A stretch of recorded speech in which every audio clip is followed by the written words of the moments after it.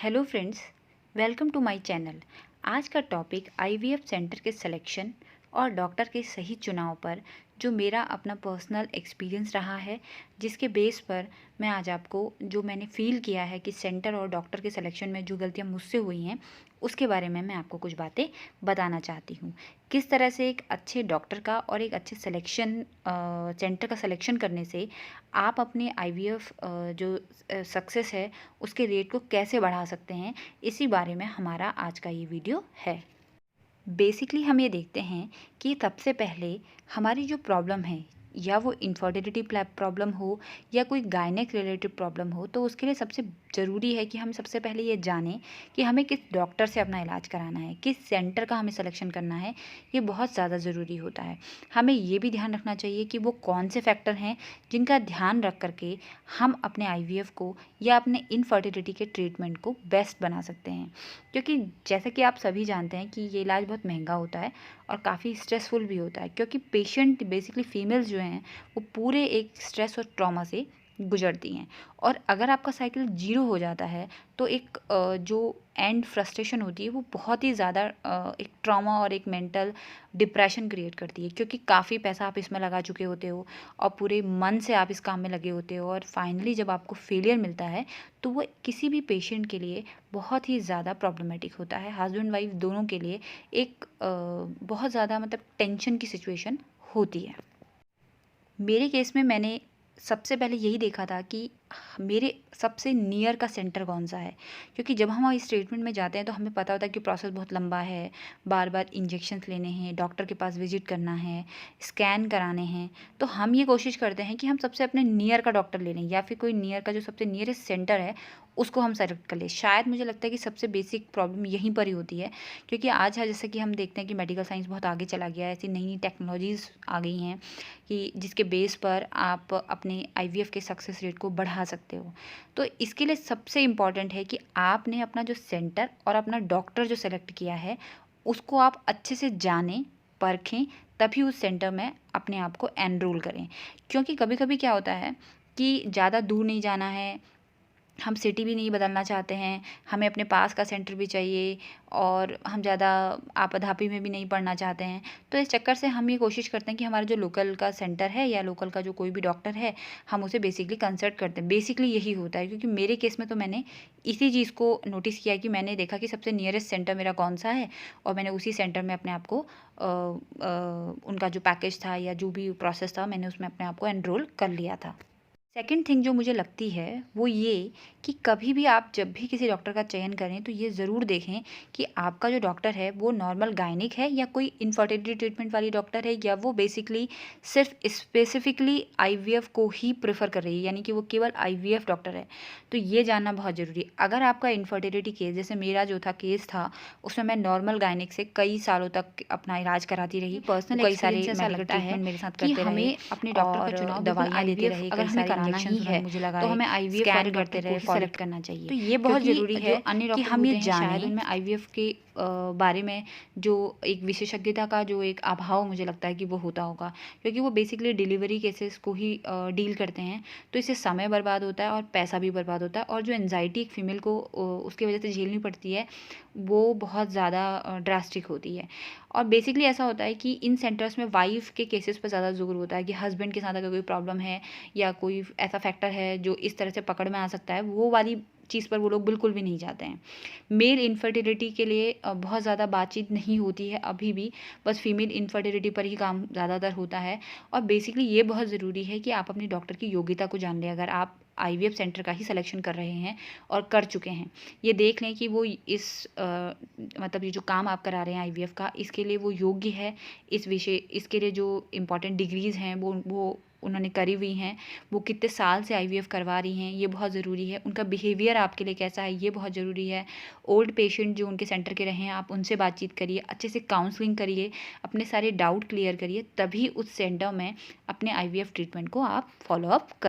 जब आप एक बार सेंटर का सिलेक्शन कर लें, जब आप सेटिस्फाई हो जाएं, तो ये ज़रूर देखें उस वक्त कि जो क्लिनिक है वो मरीज़ के साथ कैसा व्यवहार करता है, आपको वो पूरा समय दे रहे हैं या नहीं दे रहे हैं, प्रॉपर जो पेपर वर्क हैं वो कर रहे हैं नहीं कर रहे हैं, आपके जो ओल्ड रिपोर्ट्स हैं या रिकॉर्ड्स हैं उनको स्टडी वो कर रहे हैं या नहीं कर रहे हैं, या ऐसा तो नहीं है कि जो पुराने आपके रिपोर्ट्स हुए हैं वो उनको बार बार रिपीट टेस्ट आपसे करवा रहे हैं, टेस्ट को वो अच्छे से आपको एक्सप्लेन कर रहे हैं या नहीं कर रहे हैं।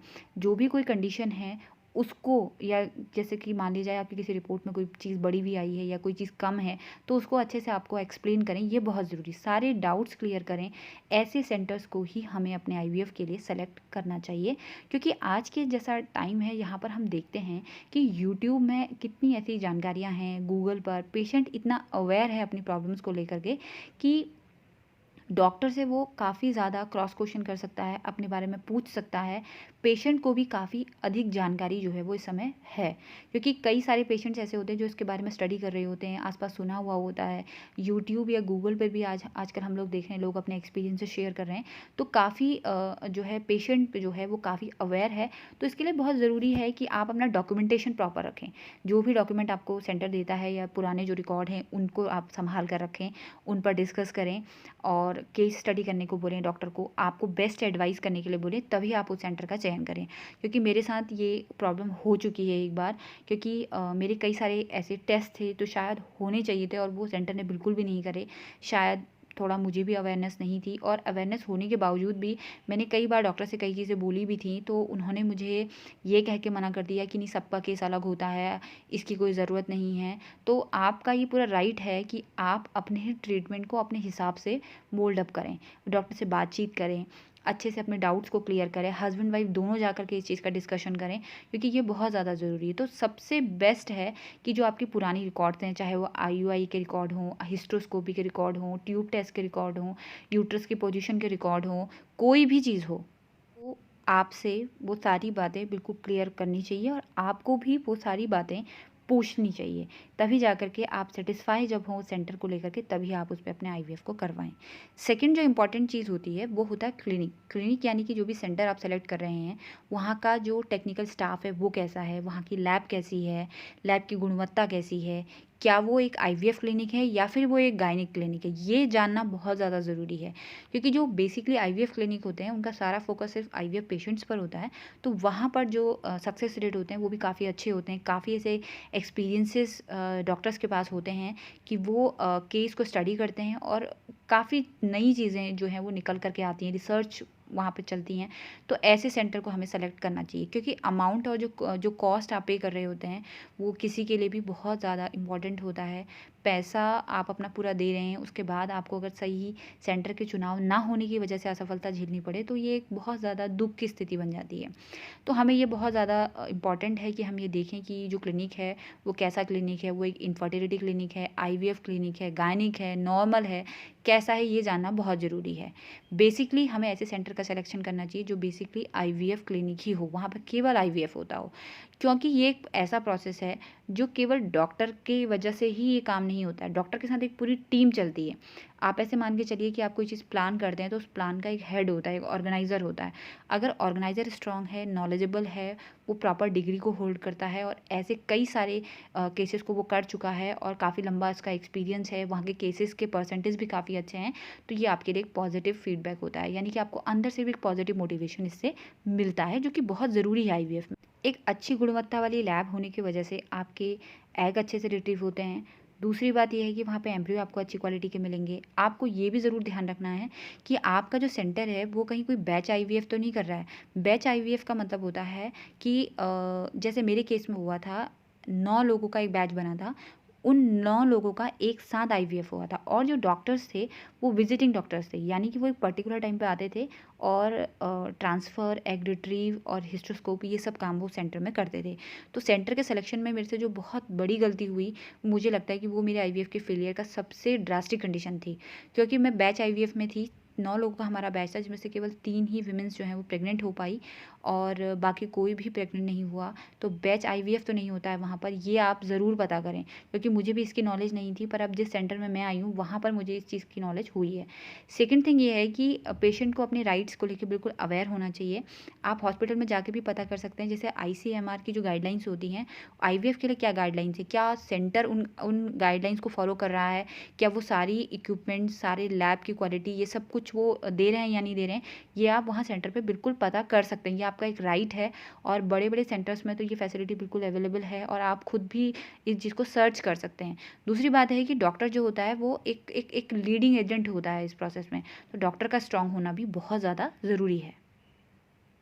सेंटर को आपके साथ ट्रांसपेरेंसी रखनी भी ज़रूरी है। आपको खुद भी ये पूछना पड़ेगा कि मेरी रिपोर्ट्स में क्या चल रहा है, फॉलिकल्स कैसे बन रहे हैं, कितने फॉलिकल बन रहे हैं और आपका ईटी कैसा है, आपका प्रोजेस्टेरॉन लेवल कैसा चल रहा है। ये सारी चीज़ें आपको खुद भी जो है वो डॉक्टर से डिस्कस करनी चाहिए और बिल्कुल ट्रांसपेरेंसी होनी चाहिए हर चीज़ में। हर इन्फॉर्मेशन ये ज़रूरी है कि आपके बारे में जो भी चीज़ हो रही है वो आप डॉक्टर से क्रॉस क्वेश्चन करें, उनको कॉल करें, व्हाट्सएप करें या जैसे भी आप बातचीत उनसे कर सकते हैं, उनसे लगातार आप उनसे क्रॉस क्वेश्चन करें। जब तक आप सेटिस्फाई ना हो जाएँ, अपनी चीज़ों को लेकर के बिल्कुल अवेयर रहें। साथ ही साथ आपके एग कैसे बने हैं, आपके एम्ब्रियो किस क्वालिटी के हैं, क्या ग्रेड है एम्ब्रियो का, ये सब जानना भी बहुत ज़्यादा ज़रूरी है। मेरे केस में मुझे इतनी मिस इन्फॉर्मेशन मुझे हॉस्पिटल से मिली थी कि मेरे नंबर ऑफ़ एम्ब्रियो पहले उन्होंने गलत बता दिए, वो एग भी रिट्रीव नहीं कर पाए और जो इंजेक्शंस का टाइमिंग थी वो भी बहुत ज़्यादा ऊपर-नीचे हो गई थी।